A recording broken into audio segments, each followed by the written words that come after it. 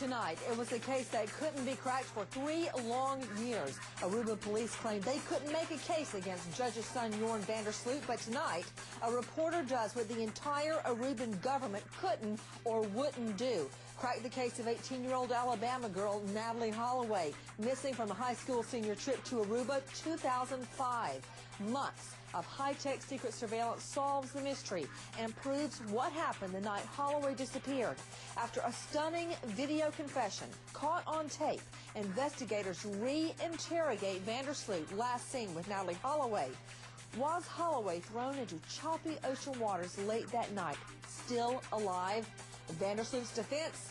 He claims he was high on pot when he confessed, blabbing to his buddy literally for days. Tonight, the deadline for a judge's panel to order the re-arrest of van der Sloot.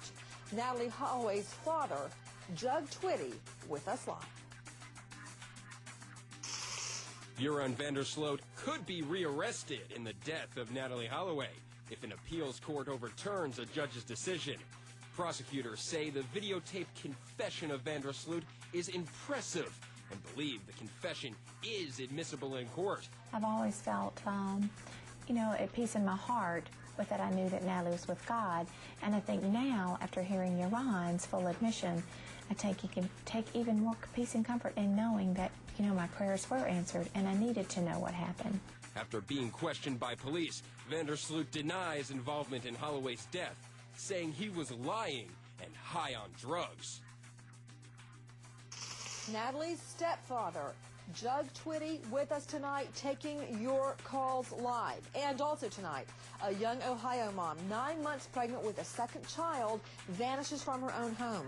Her 2-year-old son found in dirty diapers, home alone, possibly alone for days. The toddler tells police, Mommy was crying. Mommy broke the table. Mommy's in the rug. Tonight, the baby's biological father and murder suspect, Bobby Cutts, breaks down on the stand, claiming it was all a big accident. Well, then tell me, Mr. Cutts, exactly how did the body of 26-year-old Jesse Davis end up dumped in an obscure, heavily wooded area? Former Canton, Ohio policeman testifying in his murder trial. Bobby Cutts Jr. is accused of killing Jesse Davis, his pregnant girlfriend. She was 9 months pregnant, and dumping her body in a park last year. Now, fighting back tears, Cutts said he didn't mean to hurt her. He testified that he swung his elbow and struck her when she wouldn't let him out of the house. I pulled my arm, and I threw my elbow back. And it connected. And tonight, a 3-year-old toddler found alone, wandering one of the busiest malls in St. Louis. The little boy found all alone at closing time. Tonight, 48 hours have passed. Where's Mommy?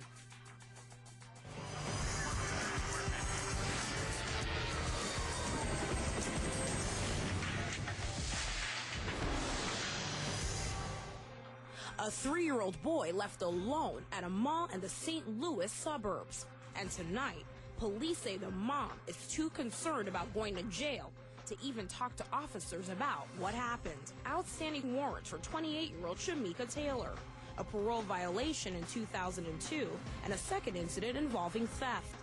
Police say the 3-year-old boy appears healthy and happy and is now in protective care. A court hearing set to determine whether Taylor will regain custody. Good evening. I'm Nancy Grace. I want to thank you for being with us. After a stunning, secretly taped confession, the deadline set for the arrest of prime homicide suspect in the mystery of 18-year-old Alabama girl, Natalee Holloway. Now that we've been able to hear these stunning admissions from Jorn, we've been able to go back now and we can corroborate with some of the things that he's admitting to Patrick, the informant in the car. We can bring it full circle and we can go back to the very beginning, because it's absolutely amazing some of the things that Jorn is saying and admitting some of the, even the condition that Natalee was in as he's watching her suffer. Jorn was questioned in Rotterdam by at least 3 Aruban police investigators who flew to Holland, as well as members of the Netherlands National Police Force. We're told it lasted about 2 hours only, and that Vandersloot's lawyer was present. Jorn Vandersloot continues to deny to investigators that he had any involvement whatsoever in Natalee's disappearance.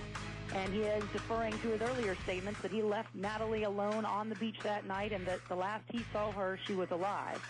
And he went on further, saying that during these conversations in the car with this undercover investigator, he was under the influence of marijuana, which may have led to these statements. The deadline set for the arrest of Jorn Vandersloot. With us tonight, taking your calls live, Natalee's stepfather, Jug Twitty, is with us. Straight out to the lines and to John Lieberman, America's Most Wanted correspondent. John, what's the deal with the deadline? We thought for sure by Monday a decision would be made to arrest Jorn Vandersloot. Why are they dragging their tail? Yeah, we did. We got some clarity on the timeline just tonight, actually, Nancy. And now the court says that by the end of the week, they'll rule. They want to give Jorn's attorney until the end of Wednesday to file any paperwork that he wants to file to show that Jorn shouldn't be rearrested. So now we're told by the end of the week there will be an answer in this matter. Question, John Lieberman, you say they wanted to allow Jorn Vandersloot's attorney to file papers. Who is they? It looks like the court wanted to allow enough time for both sides to get all of their arguments in and things of that sort, so that's why this deadline has been pushed back. Out to Natalee Holloway's stepfather joining us live tonight, Jug Twitty. Jug, it just sounds like another delay imposed now by the courts. We've all known, we're thousands of miles away, we've known that the deadline was this week for the rearrest order to be issued. So now, why extend it? His defense lawyers don't know that. We heard his defense lawyer here in the U.S. giving comments to the press on day one. Couldn't he, instead of speaking to the press, get together a legal brief? You'd actually think they certainly would do that. And Nancy, I don't know. They've got, they got more evidence now than we've ever seen before. So I have no idea why they hadn't brought him back in for questioning. You know, Jug, when all of this happened, at the very, very beginning, when Natalee didn't make that plane back to the U.S. after her high school senior trip to Aruba, you went down there. What happened when you got there, and how did the Aruban investigators treat you at that time? Well, after seeing the tape the other day that Peter DeVries did, it made it a lot clearer to me as to what happened. I think that the police knew that she was not alive the second day. When he did the shaking thing in the video, they questioned Beth and I the first day, second day, and then also questioned me 2 weeks later, and they kept asking about the epileptic fits or, that type of stuff. Well, you don't ask that straight out of the box. I knew there was something funny, so they knew. I think Jorn told them that probably something happened on the beach and she did this, but Von der Straten, probably just wanted to cover his friend's son's butt and actually just got into it early on, and then it just got deeper and deeper and snowballed, and they just covered every track from there on. So, Jug, what you're telling me is that at the very beginning, in that very first week when you went down to search for Natalee, they were asking you guys, you and Beth, her mom, is she an epileptic? Does she have seizures? Which goes hand in hand with the story he just told on secret video that she had a seizure and died. Absolutely. I mean, that's what, to me, and to Beth also, that just solidifies that he is telling the truth.